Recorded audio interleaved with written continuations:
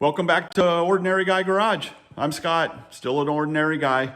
So today I'm going to go over the specifics and the dimensions of the Caltrac bars that I built for my S10. So hang on.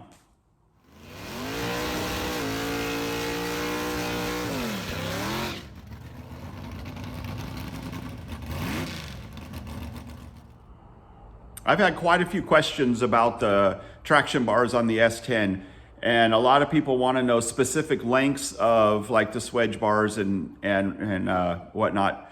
And I'm going to give you those dimensions. I'm going to show you how I built mine and why I have the right dimensions. So if you build yours differently, your dimensions for your swedge bar may be different. It could be an inch longer, it could be an inch shorter, it could be even different from that. So I'm going to go over why the dimensions of it and why they're like that.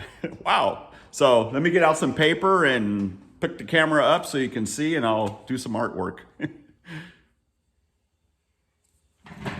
All right, you're going to have to forgive the rude, crude drawing here, but I'm no artist.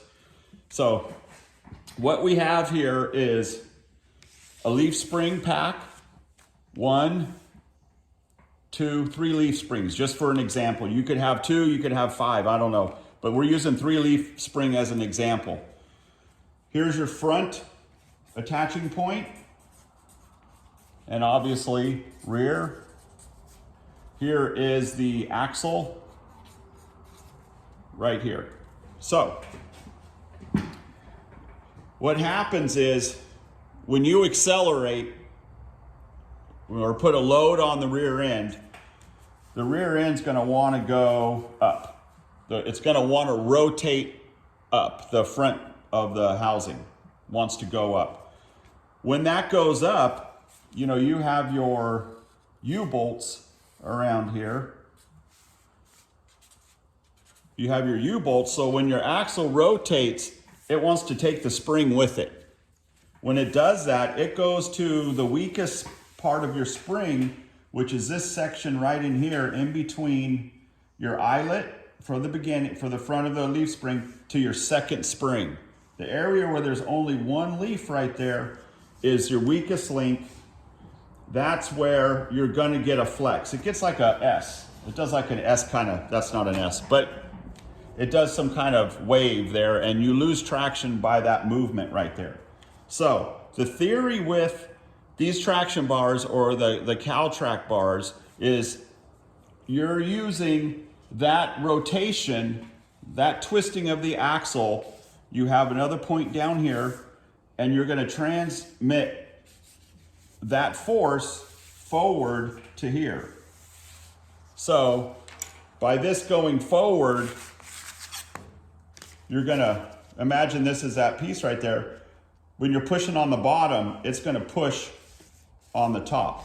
So for my dimensions, what I did, so when this goes forward, this rotates this and it applies pressure to the point in the spring where it wants to do its little S wave, whatever you want to call it. So the dimension on mine, this could be any different depending on your leaf spring setup. The dimension of mine from the eyelet to the second leaf spring is 8 inches. There's an 8-inch space where there's only one leaf. I divide that in half, so now I'm at 4 inches. Right there. Now, what I did from there was I built a plate. I cut out a plate that would give me 4-inch center to center for that bolt right there.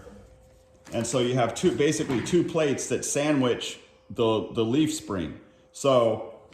And then you have like another roller or a bolt or whatever you put in there, a pin, that will apply that pressure to there when this turns. So kind of does that thing there. So this distance here, I also did mine at 4 inches. You could do yours at 8 if you wanted to. I mean, it'd be way too low, or you could do it at 2.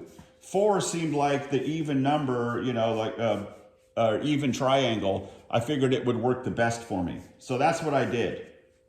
Now, on the back here, what I did,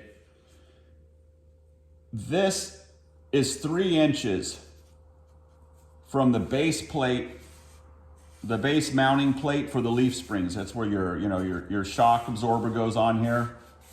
So this plate right here that everything bolts to, this here is 3 inches. I have a 1-inch spacer in between my leaf, or 1-inch lowering block in between my top leaf and my housing. So actually the center, we're more like 5.5 inches center to center. But I use this here. And the reason I used it at 3 inches, because if you look at this, if you made this longer, you're going to get more leverage up there. So with more leverage here, you could probably get away with a smaller piece up here. But you have to worry about the wheel. You know, you got your wheel there too. You can't have anything, you know, this is your tire, then you have your rim. You can't have anything down below your rim on the drag strip.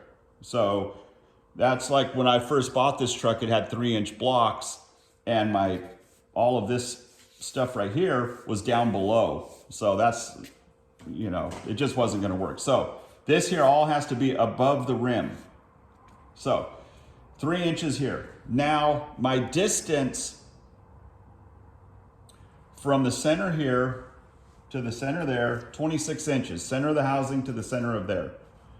Now, I have a center length from here, the bottom of the Caltrac bar thing, that bracket, to the center of my housing here is 26 inches.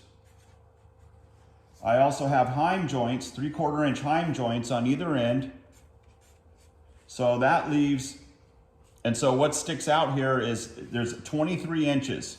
So my swedge bar here, that goes right through here. That swedge bar is 23 inches from here to here. Once I get my heim joints on there, I get a total of about 26.25. So the thing is, and this is why I'm talking about the dimensions, if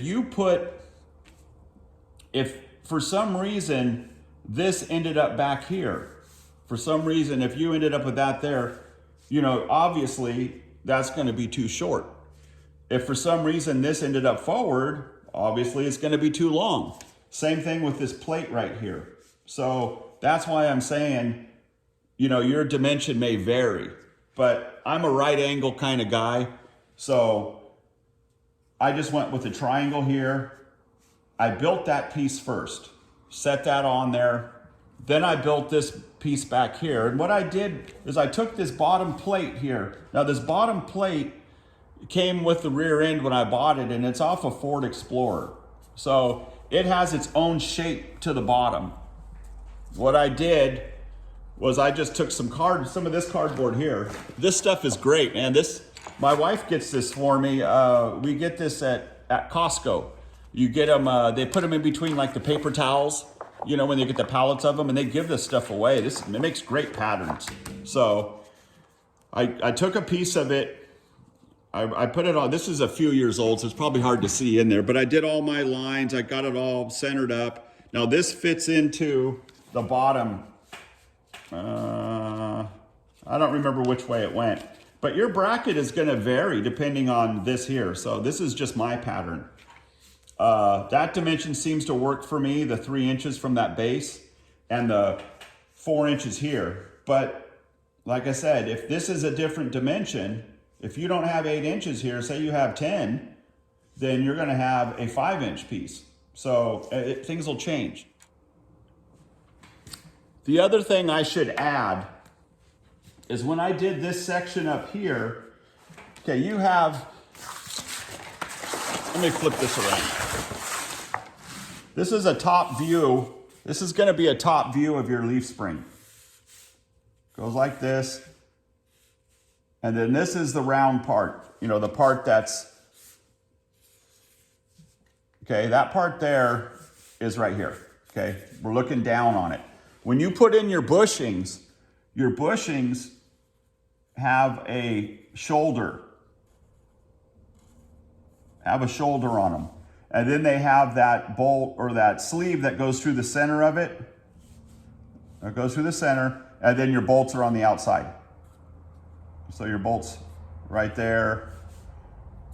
Again, I'm not an artist, so that's supposed to be the head of a bolt, and that's a nut. So that's how that works. Now, when you put the Caltrac on, or when you build your plates, you're gonna want this center piece right here. You're gonna want that sleeve right there. I hope you can get a good view of what I'm doing.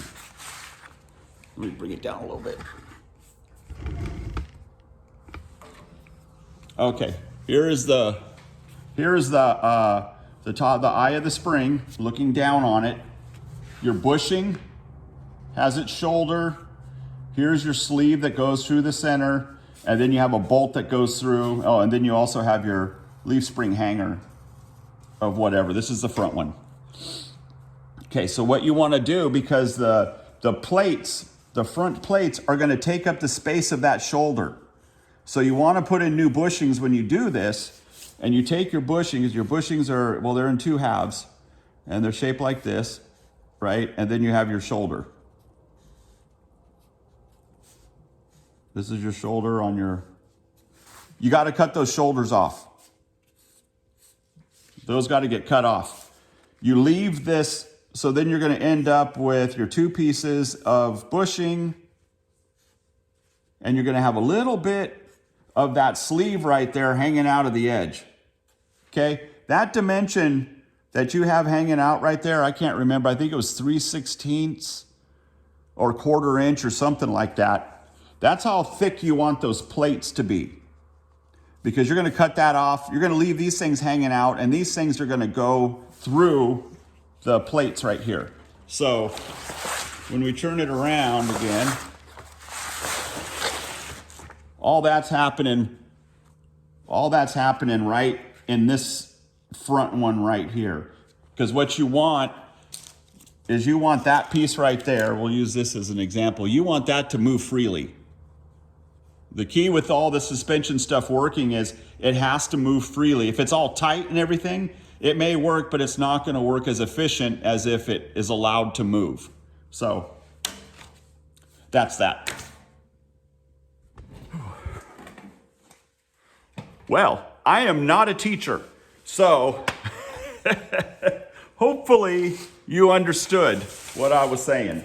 So to answer the question, I just got one today on a video. The bars I bought were 23 inches. I think I bought 24s and I trimmed them down.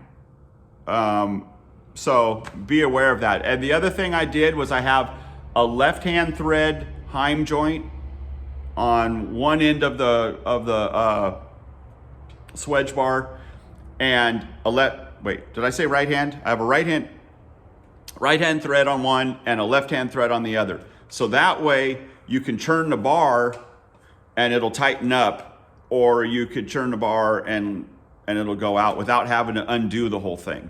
So that's an important part of it. But that's it. It's a fairly simple thing, and once you kind of grasp it, and get your dimensions, man, it's easy, $100, like I said, 100, maybe $120 I spent. The heim joints are what get you. Those things are expensive. And I think I used 3/4 inch heim joints. So anyways, I hope I answered everybody's questions. If not, leave a comment and I'll see what I could do to get more questions answered, or just leave a comment anyways. And if you haven't liked and subscribed, do that, please. I'd appreciate it. Thank you very much for watching. I'll see you next time.